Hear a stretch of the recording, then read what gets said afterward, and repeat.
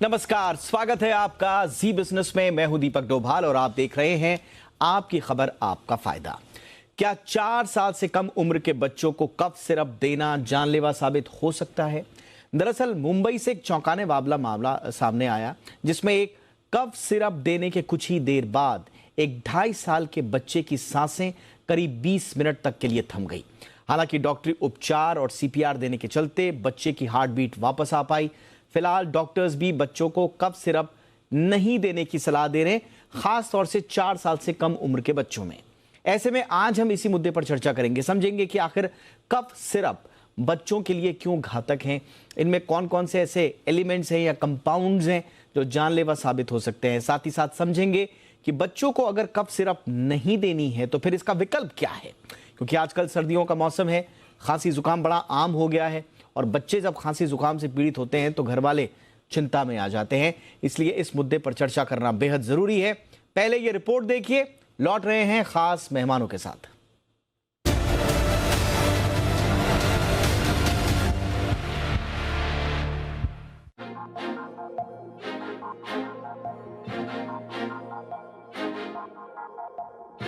ठंड बढ़ते ही सर्दी जुकाम का प्रकोप बढ़ जाता है, साथ ही बढ़ जाती है कफ सिरप की बिक्री। लेकिन ताजा मामला मुंबई से है, जहां 2.5 साल के एक बच्चे को कफ सिरप दे दिया गया। इसके कुछ देर बाद ही बच्चा बेहोश हो गया, उसके दिल की धड़कन भी बंद हो गई। बच्चे की सांसें 20 मिनट तक थमी रहीं। बच्चे को तत्काल डॉक्टरी उपचार और सीपीआर दिया गया। सीपीआर ने असर दिखाया, लेकिन बच्चे को आंखें खोलने, ब्लड सर्कुलेशन और हार्ट बीट वापस पाने में 17 मिनट लग गए। बच्चे की बेहोशी को लेकर कई तरह की जांच की गई, लेकिन डॉक्टर्स को कफ सिरप के अलावा कोई दूसरा कारण फिलहाल नजर नहीं आया। बच्चे को जो कफ सिरप दिया गया था, क्लोरोफेनरामाइन और डेक्स्ट्रोमेथॉर्फिन कंपाउंड्स का कॉम्बिनेशन था। अमेरिका में इस कॉम्बिनेशन वाले कफ सिरप दवाओं पर 4 साल से कम उम्र के बच्चों के इस्तेमाल नहीं करने संबंधी चेतावनी लिखना अनिवार्य है। जाहिर है, डॉक्टर भी बच्चों को ऐसी दवाएं नहीं लिखते। वहीं ब्रिटेन में भी बच्चों को कफ सिरप देने को लेकर कुछ ऐसे नियम कायदे हैं, जहां 6 साल तक के बच्चों के लिए क्लोरोफेनरामाइन और डेक्स्ट्रोमेथॉर्फिन कंपाउंड से बने कफ सिरप देने पर पाबंदी है, जबकि भारत में इस तरह का कोई नियम कायदा नहीं है। एक तो ऐसे cough syrup over the counter आसानी से मिल जाते हैं। देखा गया है कि कुछ डॉक्टर्स भी बच्चों के लिए इसे लिख देते हैं। वहीं कुछ कफ सिरप का एक मेजर सप्लीमेंट कोडीन भी होता है। अधिक मात्रा में कोडीन लिया जाए तो यह दिमाग पर असर डाल सकता है और इससे नींद ज्यादा भी आती है। कई बार इससे एंजाइटी और डिप्रेशन की भी शिकायत होती है।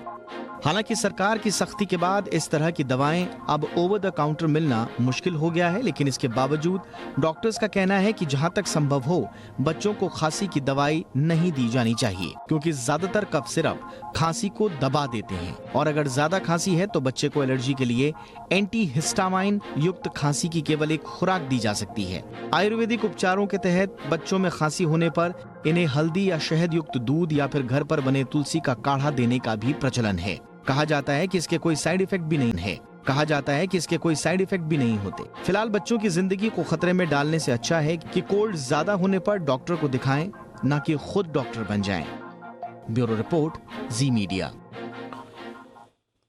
बड़ा महत्वपूर्ण ये मसला है, जैसा कि मैंने शुरुआत में भी कहा कि आजकल सर्दियों का सीजन है और अक्सर बच्चों को खांसी जुकाम हो जाता है। ऐसे में ये जो मुंबई का केस सामने आया है, इसके बाद से बहुत सारे जो पेरेंट्स हैं वो परेशान हो गए हैं। अखबार में जब से ये खबर आई है, हम आज चर्चा इसी पर कर रहे हैं कि आखिर अगर बच्चों के लिए कफ सिरप खतरनाक है, जो कि हम पहले से कहते आए हैं, डॉक्टर्स भी पहले से कहते आए हैं, लेकिन तमाम कारणों की वजह से फिर भी बच्चों को कफ सिरप दे दिए जाते हैं। कई बार पेरेंट्स ही इंसिस्ट कर देते हैं, डॉक्टर से बार बार कहते हैं कि साहब आप लिख दीजिए। कई बार कुछ डॉक्टर्स हैं वो भी लिख देते हैं और ओवर द काउंटर दवा लेना तो बड़ा आम हो चुका है। तो आज हम पूरा मामला समझेंगे खास मेहमानों के साथ। फिलहाल मेरे साथ खास मेहमान जुड़ चुकी हैं। डॉक्टर जागृति संघवी हमारे साथ हैं, पीडियाट्रिशियन हैं नानावटी मैक्स हॉस्पिटल में। डॉक्टर संघवी, बहुत बहुत स्वागत है मैम आपका। हमारे साथ कुछ और डॉक्टर्स भी जुड़ेंगे, लेकिन फिलहाल मैं चर्चा की शुरुआत करना चाहूँगा। जागृति मैम, ये जो मुंबई का केस सामने आया है, इससे क्या सबक मिलता है? क्या हम लोगों को क्या ये पता नहीं था कि बच्चों को नहीं देना है कफ सिरप? इसके लिए कोई गाइडलाइंस नहीं है? क्या कहेंगे आप इस केस को मैम? पेरेंट्स की लापरवाही कहेंगे, नियमों की कमी कहेंगी, क्या इसको किस तरह से एनालाइज करेंगे इस सिचुएशन को? नमस्कार। ये बहुत ही इम्पोर्टेंट मुद्दा आज की तारीख में है। At the same time it is very unfortunate कि ऐसा कोई किस्सा सामने आया है जब बच्चे ने एक ही डोज सिरप का लिया हो और उसे इस तरह का, जिसे हम एपरेंट लाइफ थ्रेटनिंग इंसिडेंट या इवेंट कहते हैं, ALT या ब्रीफ रिजॉल्व्ड अनएक्सप्लेन्ड इवेंट कहते हैं, जहाँ पे पता नहीं चलता एग्जैक्टली क्या हुआ। नॉर्मली इस तरह का जिस जिस तरह से ये बच्चे को असर हुआ है, जैसे आप कह रहे हैं कि उनकी धड़कन जो है और सांस 17 से 20 मिनट तक रुक गई, ऐसा कब होता है डेक्स्ट्रोमिथोरफान के साथ? जब उसका बहुत हाई डोज लिया जाता है। पहले ये समझना जरूरी है कि डेक्स्ट्रोमिथोरफान जो है वो एक सेंट्रली एक्टिंग कॉफ सिरप है। मतलब ये अपने दिमाग में जो कॉफ का सेंटर रहता है, उस सेंटर का थ्रेशोल्ड थोड़ा बढ़ा देता है, जिसके कारण खांसी जो है वो थम जाती है। यहाँ ये भी देखना जरूरी है कि जब बच्चों को खांसी होती है तो खांसी का कोई एक फिक्स्ड कफ सिरप नहीं रहता है।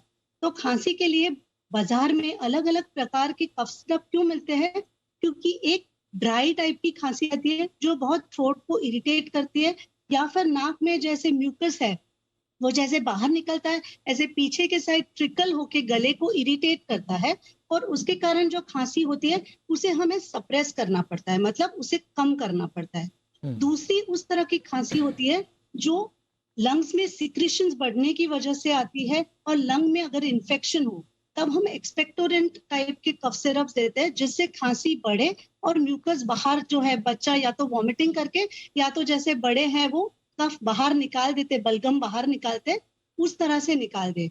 और एक तीसरा प्रकार कफ सिरप का आता है जिसमें जो एयरवेज है, अपनी सांस की जो नलियां है वो खुल जाती है, जिसे हम ब्रोंकोडायलेटर्स कहते हैं, जो उस तरह के पेशेंट्स को दिए जाते हैं जिनमें वीजिंग हो या अस्थमा के पेशेंट हो, जिनमें सांस की नलियां जो है वो संकुचित हो जाती है। तो ये 3 प्रकार के कफ सिरप्स जो है वो ज्यादातर प्रचलित होते हैं मार्केट में।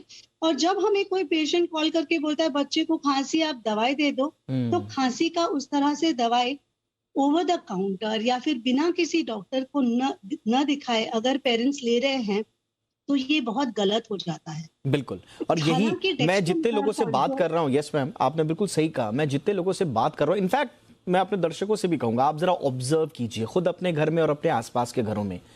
हम डॉक्टर को फोन करके या बच्चे को डॉक्टर के पास ले जाने के बाद दवा देने का इंतजार कितने लोग करते हैं? हर किसी के पास एक बड़ी सहूलियत है, बड़ा एक सीधा सा ऑप्शन है। आप गए केमिस्ट के पास, केमिस्ट से आपने ओवर द काउंटर लिया कि साहब खांसी की दवाई दे दो। कई बार केमिस्ट बच्चों की उम्र पूछ लेते हैं, लेकिन कई बार तो वो उम्र भी नहीं पूछते, और वो इस तरह से बच्चे से लेकर बूढ़े तक सबके लिए एक ही कफ सिरप चल रहा है। जबकि FDA, इसी केस पे हमने अपनी रिपोर्ट में भी दिखाया कि जो अमेरिका का जो FDA है उसने साफ तौर पर लिखा हुआ है, साफ तौर पर ताकीद किया हुआ है कंपनीज को कि आपको वार्निंग देना पड़ेगा, लेकिन हमारे यहाँ ऐसा कोई वार्निंग सिग्नल है ही नहीं। तो इसी ट्रैप में जो कई बार जो है पेरेंट्स फंस जाते हैं। और एक जो इशू आपने जो खुद डॉक्टर मैम बताया आपने कि कई बार पेरेंट्स ही इंसिस्ट करते हैं कि डॉक्टर आप प्लीज लिख दीजिए, प्रिस्क्राइब कर दीजिए, बच्चे को खांसी हम दे देते हैं। तो इस तरह का जो लापरवाह रवैया है ये अंततोगत्वा बच्चों पर भारी पड़ता है। हमारे साथ एक और खास मेहमान डॉक्टर पल्लवी सापले हमारे साथ जुड़ चुकी हैं। सीनियर पीडियाट्रिशियन हैं और एडमिनिस्ट्रेटर हैं MMC यानी कि महाराष्ट्र मेडिकल काउंसिल में। डॉक्टर सापले, बहुत बहुत स्वागत है मैम आपका। मैम, इस केस में जो मुंबई का केस है, गनीमत ये रही मैम, और एक तरह से ये एक क्लासिक एग्जाम्पल भी है कि ये बच्चा उस फैमिली का था जिस फैमिली में डॉक्टर्स थे, उनकी दादी डॉक्टर थी और फॉर्चुनेटली वो घर पर थी और इंडिया में थी, तो उनको CPR देना आता था, उनको केयर करनी आती थी, तो चाहे 17 से 20 मिनट लगे लेकिन बच्चे की जान बच गई। आम फैमिली की अगर ये दास्तां होती तो कुछ भी अनफॉर्चुनेट हो सकता था। मैम, क्या कहेंगी आप पेरेंट्स को? क्या इस खबर के बाद आप किस तरह की सलाह देंगी मैम? कफ सिरप जो है, मैडम ने भी जो कहा, वो अलग अलग प्रकार के होते हैं। और हमारे यहाँ सैडली अपने देश में हमारे यहाँ भी नियम बनाए हुए हैं, कायदे बनाए हुए हैं कि कौन सी दवाई आप OTC दे सकते हैं, मतलब ओवर द काउंटर, और कौन सी बिना प्रिस्क्रिप्शन के नहीं दी जा सकती।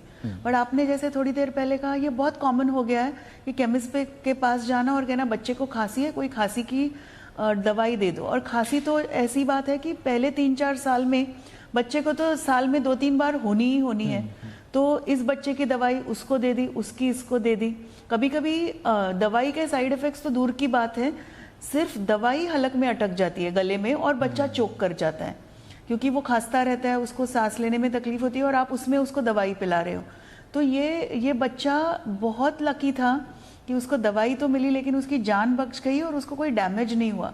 लेकिन हमें ये समझना है कि दवाई दवाई होती है, हर दवाई के अपने अपने साइड इफ़ेक्ट्स होते हैं, हर दवाई के अपने अपने फ़ायदे होते हैं, एक्सपायरी डेट भी देखनी होती है, बस घर में पड़ी है इसलिए यूज़ नहीं करना। तो ये मैसेज आप बहुत अच्छी तरह से सबको पहुंचा रहे हो और ये मैसेज जाना बहुत ज़रूरी है कि दवाई जो है, कफ सिरप भी लो, कोई मामूली चीज़ नहीं है वो कि आप जस्ट जाके किसी के पास से ले आए या पुरानी पड़ी हुई शीशी यूज़ कर ली, ये ऐसे नहीं करना है, ये भी प्रिस्क्रिप्शन करना है। और ज़्यादातर बच्चों में इसकी ज़रूरत भी नहीं पड़ती, मामूली सर्दी खांसी में इसकी ज़रूरत नहीं होती। उल्टा मैं तो ये कहूँगी कि 6 महीने के नीचे वाले बच्चों में तो रिसेप्टर ही नहीं रहते, आप दे रहे हो उसका असर ही नहीं हो रहा है। और दवाइयाँ भी ऐसी रहती है कि खांसी की ही सिरप है, एक से सुस्ती आ जाती है दिमाग की, बच्चा बेहोश भी हो सकता है, एक से इतनी तेज़ी आ जाती है कि बच्चे को फिट्स हो सकते हैं। तो बिल्कुल बहुत लाइटली और कैजुअली कफ सिरप को नहीं लेना है, ये हम पहले से कह रहे हैं। बहुत इंपॉर्टेंट बात अच्छा है कि जो अपने देसी नुस्खे हैं आप बिल्कुल यूज़ कर सकते हो, हल्दी का दूध यूज़ कर सकते हो, ज्येष्ठ मत करके जो बार्क आता है झाड़ पेड़ का, वो बच्चे को मतलब आप चूसने को दे सकते हो। और ये रेकमेंडेड है, ये कोई ऐसे दादी माँ के नुस्खे भले ही हो, लेकिन ये नुस्खे गवर्नमेंट हमारे पीडियाट्रिक एसोसिएशन के रेकमेंडेड नुस्खे। Okay, absolutely ma'am. यानी कि कई बार बच्चे जो माँ बाप है इस बात से भी डर जाते हैं कि कोई आयुर्वेदिक दवाई या कोई घर में जो मौजूद जड़ी बूटी प्रकार की जो चीज़ें होती हैं उनको देने में भी लोग डर जाते हैं। लेकिन मैम जैसा बता रही हैं कि जो गवर्नमेंट द्वारा रिकमेंडेड हैं उनका तो आप उपयोग कर ही सकते हैं।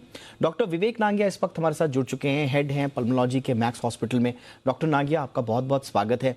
सर, मेरा सीधा सीधा सवाल यही है कि क्या अब हाई टाइम आ चुका है या क्या पहले से अगर नियम है तो बताएं, क्योंकि हमने आज तक, मुझे आप दुरुस्त कीजिएगा अगर मैं गलत हूं, किसी कफ सिरप पर हमने प्रिस्क्रिप्शन या वार्निंग सिग्नल एज को लेकर हुआ हो वहां पर ऐसा कम ही देखा है। जबकि 4 साल से कम उम्र के, मैं जितने डॉक्टर से बात कर रहा हूं, 4 साल से कम उम्र के बच्चों को तो देनी ही नहीं चाहिए कफ सिरप, ऐसा सब कह रहे हैं। लेकिन कोई वार्निंग सिग्नल दवा या शीशी के बाहर हमने देखा नहीं, तो क्या किया जाना चाहिए इस पर? देखिए, हमारे देश में जो है फार्मेसी रिलेटेड रूल्स थोड़े से लैक्स हैं। आई थिंक उनको स्ट्रेंथन करने की जरूरत है। ये ना केवल कफ सिरप्स पे और एक इंसिडेंट के बेसिस पे मैं कह रहा हूँ, किंतु आप देखिए एंटीबायोटिक्स का भी कितना मिसयूज होता है। आज हम लोग इतना मल्टी ड्रग रेजिस्टेंट पैथोजेंस के साथ लड़ाई कर रहे हैं, उसका एक मुख्य कारण ये भी है कि एंटीबायोटिक्स इजीली अवेलेबल होती हैं बाहर। हम लोग के पास जब पेशेंट्स आते हैं, हमारे पास पहुंचने से पहले ही, मतलब ये तो रोज का ही हमारा है कि किसी को भी खांसी जुकाम होता है, वो सबसे पहले एक चीज लेते हैं कि एक एजिथ्रोमाइसिन ले ली या कोई और एंटीबायोटिक जो घर में पड़ी है वो ले ली, और उसके बाद जब खांसी ठीक नहीं होती तो वो हमारे पास पहुंचते हैं। सो आई थिंक ये बहुत ही जरूरी है हमारे लिए समझना कि कोई भी दवाई अपने आप से लेना बिल्कुल भी सेफ नहीं है जब तक कि एक फिजिशियन प्रिस्क्राइब नहीं होती।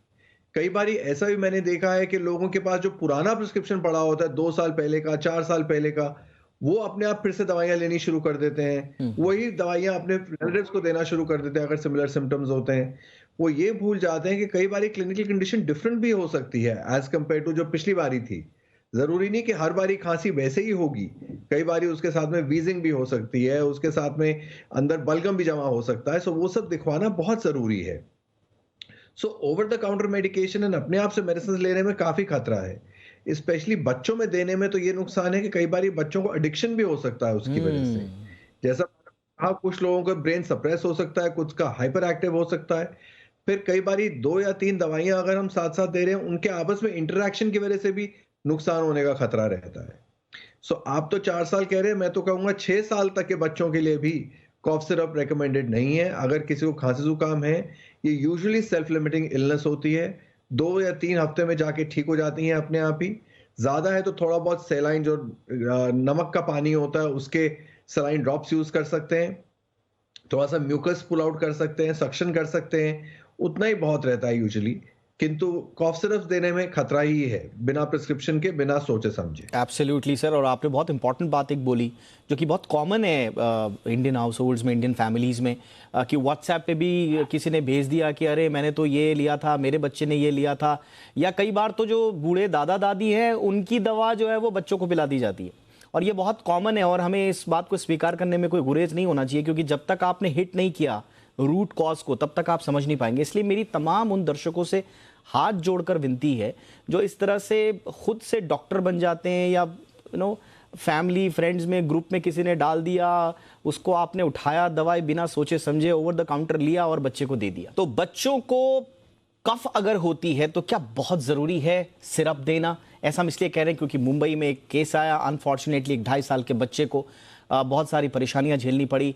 गनीमत ये रही कि परिवार जो है वो डॉक्टर्स का परिवार था, बच्चे की जान बच गई। लेकिन एक सबक लेते हुए इसे हम एक एग्जाम्पल के तौर पर रखना चाहते हैं बाकी सभी पेरेंट्स के लिए जो बिना सोचे समझे बच्चों को कफ सिरप दे देते हैं। अब तक जो हमारा पहला भाग है चर्चा का, उसमें यह सामने आया है 6 साल तक के बच्चों के लिए कफ सिरप रिकमेंडेड नहीं है। और इसके अलावा अगर आप कोई भी दूसरा उपचार कर रहे हैं तो डॉक्टर से बिना पूछे मत कीजिएगा। डॉक्टर जागृति संघवी मैम, आपके पास आना चाहूँगा। मैम, क्या अब वक्त आ गया है मैम कि कुछ रूल्स एंड रेगुलेशंस इसमें बने, स्पष्ट ताकीद हो, स्पष्ट रूप से लोगों को ये बताया जाए कि 6 साल तक के बच्चों के लिए आप कफ सिरप मत दीजिए? क्योंकि बहुत कॉमन है मैम, मुंबई दिल्ली की बात तो छोड़ दीजिए, जो छोटे छोटे शहर हैं वहाँ पर तो बिना जांचे परखे, बिना सोचे समझे ओवर द काउंटर दवाई लाकर बच्चे को पिला दी जाती है। तो कुछ इसमें गवर्नमेंट कर सकती है मैम? बिल्कुल गवर्नमेंट कर सकती है, पर उससे पहले I just want to bring one point. हम कितना भी कहे कि कॉफ सिरप बिल्कुल ना दे, इन प्रैक्टिस अगर देखेंगे, अगर आपका बच्चा पूरी रात भर अगर ड्राई खांसी से बहुत परेशान हो रहा है, इट इज वेरी डिफिकल्ट कि पेरेंट उसको एड्रेस ना करे। इनफैक्ट अब्रॉड में भी काफी बच्चों को कुछ नहीं देते हैं और उनके बच्चे जो है वो ज्यादा काफी ऐसी बीमारी होती है जिसमें खांसी एक बहुत इंपॉर्टेंट सिम्टम रहता है और वो सिम्टम को भी ट्रीट करना जरूरी हो जाता है।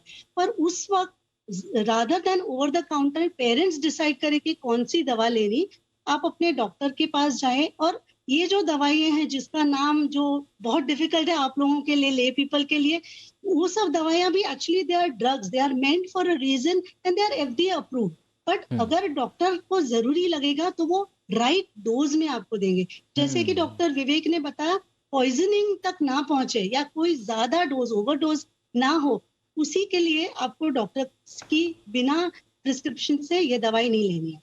नाउ एज फार एज सरकारी रूल्स जो है, रेगुलेशंस, वो बहुत जरूरी हो जाता है क्योंकि अपने यहाँ पे ड्रग लाइसेंसिंग जो है वो इनफैक्ट छोटी छोटी कंपनियां बहुत इजीली उनको मिल जाती है, और जो बड़े फार्मास्यूटिकल जायंट्स हैं उनको काफी प्रोसेस से गुजरना पड़ता है। तो ये एक यूनिफॉर्म टाइप का एक रूल होना चाहिए। और काफी सारी अपने देश में आयुर्वेदिक या हर्बल नाम की मेडिसिन जो कफ के लिए वगैरह चलती है, उसमें भी क्या एक्चुअल तत्व है वो पता नहीं है, क्योंकि वो लोग का लिखना ओवर द जो लेबल रहता है वो भी जरूरी है। तो जो पेशेंट्स को लगता है कि ये हर्बल है, वो हर्बल एक्चुअली है कि नहीं है, वो भी हमें नहीं पता है। नहीं मैम, ये तो बिल्कुल स्पष्ट है। बिल्कुल आपके साथ ही, यस मैम, आपके साथ ही हमने बहुत सारे शोज भी किए हैं, इससे पहले भी किए हैं। हम तो कहते हैं एलोपैथिक हो, आयुर्वेदिक हो, यूनानी हो, होम्योपैथिक हो, कोई भी दवा हो, देखिए बिना डॉक्टर के रिकमेंडेशन के मत दीजिए। और वो डॉक्टर जो है वो रजिस्टर्ड हों, अपने से नहीं। अब कोई भी दवा जो है वो तभी सेफ होगी जब आपके डॉक्टर उसे प्रिस्क्राइब करेंगे। तो जो भी दवा आपको लेनी है, आप सोच रहे हैं कि साहब चलिए एलोपैथिक नहीं तो आयुर्वेदिक हमने दे दिया, दे दीजिए आप, हमारे डॉक्टर्स भी कह रहे हैं, लेकिन डॉक्टर्स की देख रेख में ही दीजिए, जो प्रोफेशनल्स हैं उनकी देख रेख में ही दीजिए। डॉक्टर पल्लवी, आप क्या सलाह देंगी मैम, इस दिशा में क्या कुछ सरकार की ओर से किया जा सकता है?